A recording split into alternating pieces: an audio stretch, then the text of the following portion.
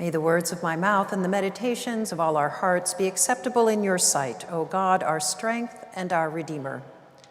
Amen.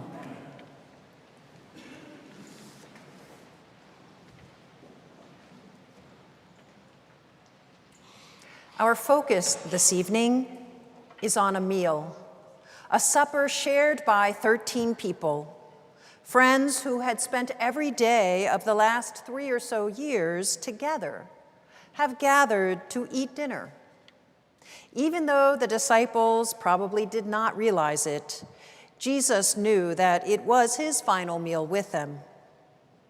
In their last hours before everything changed, after what had probably been thousands of suppers before, these friends are breaking bread together one more time.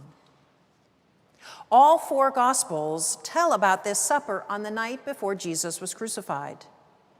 But the writers do not tell the same stories about this meal. They disagree about the meal's significance and about its timing in relationship to Passover. For the writers of the Synoptic Gospels, that is Matthew, Mark, and Luke, this final meal occurs on Passover and is when Jesus instituted the Eucharist. We heard echoes of that version of the story in the lesson from 1 Corinthians that was read just a few minutes ago. But in John's Gospel, which is what we just heard, this final meal happens just before Passover begins, and there is no mention of the bread and wine at all. Instead, John tells us of a different event. He tells us that during supper, Jesus got up, took off his outer robe, tied a towel around his waist, and began to wash the feet of his disciples. Needing to wash feet was not unusual in that time and space. Feet got dirty pretty quickly due to the dry and dusty roads of the towns and villages in ancient Palestine. Foot washing was customary and was an expected feature of good hospitality.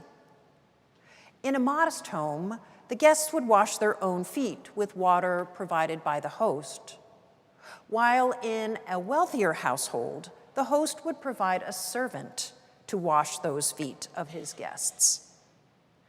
For this was a demeaning job, as was any other task that involved other people's feet. No respectable member of society would wash another person's feet. Even among the servants, there was a hierarchy among who would wash. A Jewish slave, for example, would be excused from this task if a Gentile slave was available. And in that male-dominated society, women washed feet more often than male servants. Thus, the disciples were astonished when Jesus knelt down to wash their feet. Jesus, their teacher and master, performed this demeaning task for them. This is what Peter reacted to. It wasn't the washing that Peter was surprised by, but by who performed that washing. The one who was his Lord was the one washing his feet. It was a complete reversal of what he expected. I'd imagine the other disciples were similarly shocked, even though it's only Peter's response that got put into the narrative. And then, after washing their feet and having returned to the table, Jesus explains his action and gives them the new commandment, the commandment we heard at the end of the gospel passage, the commandment after which today is named. For, as you might know, Maundy comes from the Latin word mandatum, which means commandment. Today is named after the commandment to love one another just as Jesus has loved us. So what does it mean to love in this way? What does Jesus teach us about love through this action of washing his disciples' feet? For one, Jesus demonstrates that the kind of love he is demanding of us requires humility. By undertaking this most menial of acts, by turning the tables on expectation, Jesus shows us the upside-down nature of the Christian life, where power and hierarchy are not as they are in the world, where the first are last and the last are first. Jesus also demonstrates here that the kind of love he requires is offered to all. It is given even to those we might not especially like or get along with. And it is given without expectation of return. Now, we can't tell this from the part of the gospel we heard just now, but Judas was present for this part of the supper. It's in the section that immediately follows what was read today that John tells us about Satan entering Judas and Judas going out from the supper to notify the authorities about where to find Jesus. Thus, Jesus washed Judas's feet when he washed those of the other disciples. And he washed his feet even though he knew that Judas was the one about to betray him. Finally, Jesus' example shows us that love is not a feeling, but an action. The love that Jesus talks about means that we do for others.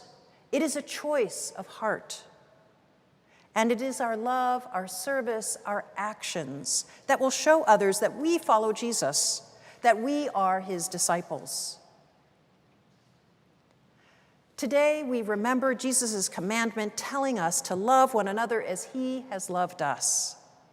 We remember the actions he performed to show us that love, not only those from the Last Supper, the foot washing, the institution of the Eucharist that we remember specifically today, but those done throughout his life, including his suffering on the cross. I'd like to end with some lyrics from a Ghanaian folk song that was translated into English by Thomas Colvin. I think it expresses our desire to love in the way that Jesus tells us to love, in the way that he loves us. You can find it in our hymnal if you want to look later, in number 602. Jesus, fill us with your love. Show us how to serve the neighbors we have from you. Kneels at the feet of his friends, silently washes their feet, master who acts as a slave to them. Loving puts us on our knees, serving as though we were slaves. This is the way we should live with you. Jesus, fill us with your love. Show us how to serve the neighbors we have from you. So may it be.